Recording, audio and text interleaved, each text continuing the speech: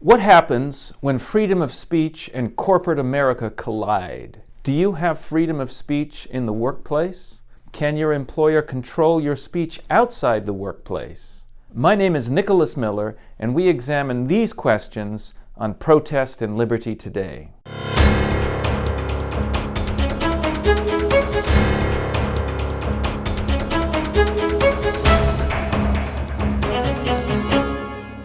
So how does free speech relate to corporate America?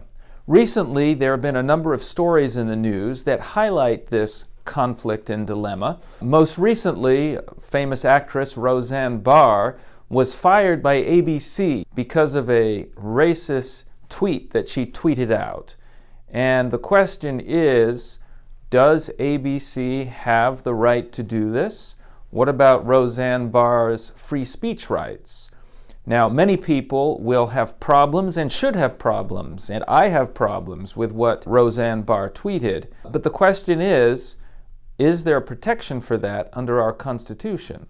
And those who say there absolutely isn't, let me give you a counterexample. What about the protests in the NFL? Players of African American descent were kneeling in protest of police violence and brutality in our society, and the NFL has now passed a league rule saying that this can't happen. NFL players either have to come and stand on the field for the national anthem, or they can stay in the locker room until it's over. If they kneel, they will be fined, and several players have experienced already, maybe they won't be hired at all. What about their free speech rights? Many of us are more sympathetic to the concerns that they raise. But again, some will say, well, once you work for corporate America can determine your free speech rights. Where does this leave us? We need to have a little background here about freedom of speech, and it's important to our Western heritage and culture. The First Amendment protects the freedom of speech, but it does so only against restrictions from the government. So as a technical legal matter, corporations aren't bound by the First Amendment, and they don't have to respect, at least under the Constitution, your freedom of speech. And therefore, in the workplace, you can't engage in any kind of political or religious speech that you might want to. Corporate America can control, to some degree at least, what you say on the job.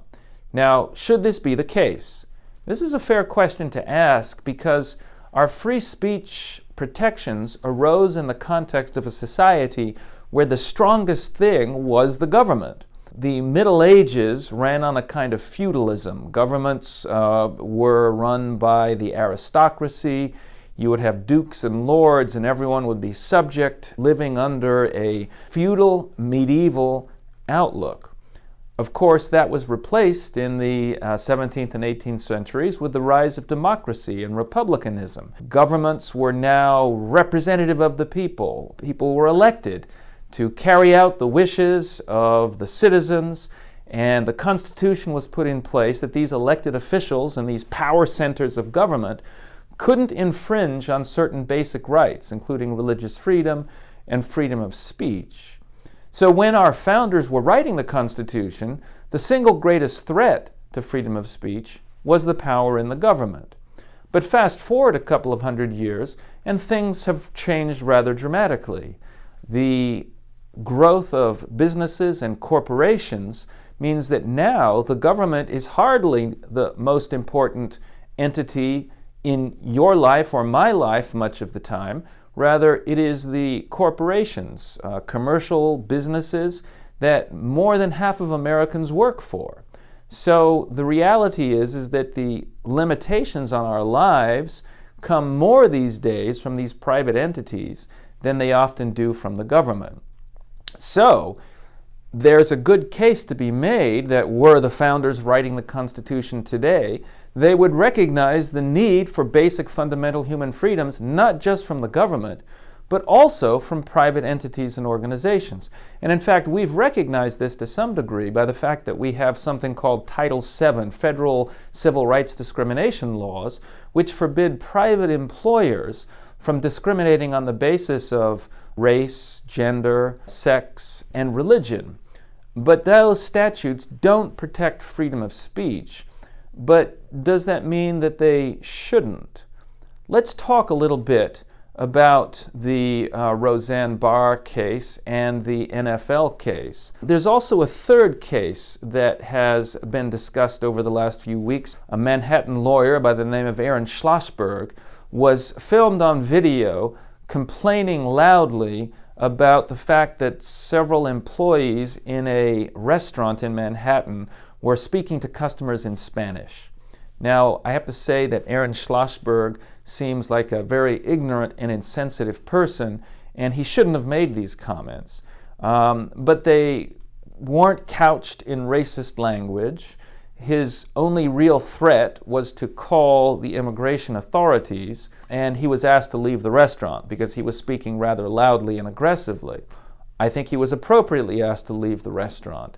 But after this video went viral, the owners of the building where his law firm is housed terminated his lease. And it just seemed a very strange thing that somebody's speech not in his office, not related to his practice of law, but in another location entirely, could be used to shut down his business. Where was his freedom of speech? So now we have three different cases: Roseanne Barr, the NFL, and Aaron Schlossberg. What are the right outcomes in these cases? We'll deal with this in this part 2 of this When Free Speech and Corporate America Collide.